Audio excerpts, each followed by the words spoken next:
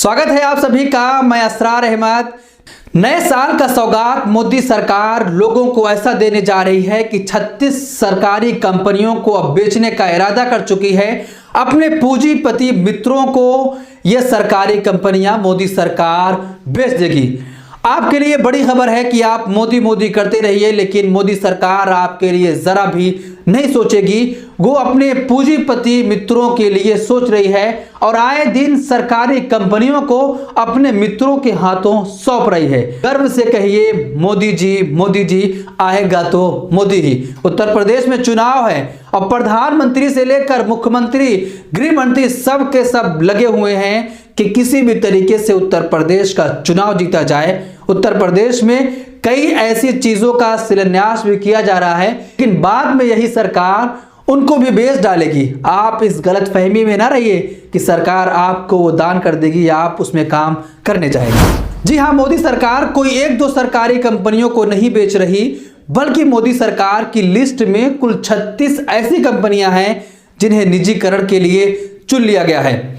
विनिवेश विभाग के सचिव तुहिन कांत पांडे कहते हैं, हम कई सरकारी कंपनियों की बिक्री पर विचार कर रहे हैं और उम्मीद करते हैं कि साल के अंत तक यह हमारा विचार पूरा हो जाएगा। PTIL और HL की रणनीतिकार बिक्री के नोटिस निकाले जा चुके हैं। CL जैसी कंपनियों की तो बेच भी दिया गया है। कई कंपनियों का निजीकरण न्यायालय की वजह से रुका हुआ है और कई कंपनियों के निजीकरण के ट्रांजैक्शन को प्रोसेस में भी कर दिया गया है। इनमें से अधिकतर उपक्रम आजादी के बाद के महज कुछ ही सालों में स्थापित हुए थे और उनकी आरंभिक पूंजी महज कुछ करोड़ या कुछ 100 करोड़ रुपए ही। धीरे धीरे ये उपक्रम बड़े बनते गए। नेहरू को ये उपक्रम इसलिए भी खड़े करने पड़े थे क्योंकि टाटा, बिड़ला जैसे उस वक्त के बड़े उद्योगपति इन क्षेत्रों में निवेश करने के लिए तैयार नहीं थे।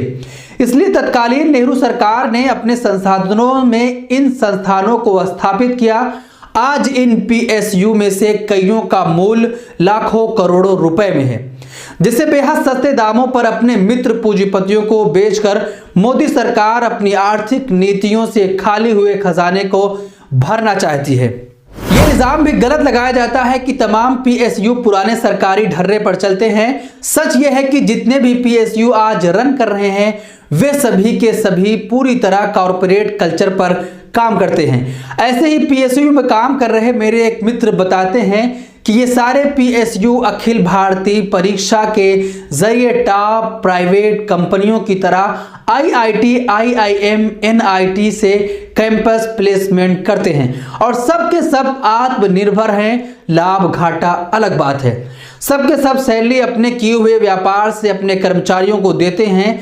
अपनी अपनी व्यापारिक क्षमता और लाभ हानि के हिसाब से हर PSU में समान पोस्ट के कर्मचारी का वेतन अलग होता है और हर लाभ कमाने वाली PSU को सरकार को अपने लाभ का एक निश्चित भाग, सामान्यतः 20% से 30% तक सरकार को डिविडेंड के रूप में देना होता है। अगर सिर्फ स्टाफ 5 सरकारी कंपनियों का लाभ जोड़ लिया जाए तो बाकी के जितने भी घाटे वाली सरकारी कंपनियां होंगी उनके घाटे का कम से कम 100 गुना ज्यादा निकलेगा। यह सच्चाई है, लेकिन सच्चाई की अब कहां सुनवाई होती है। अब तो झूठ का ही बोलबाला है, जितना हो सके झूठ बोल दो।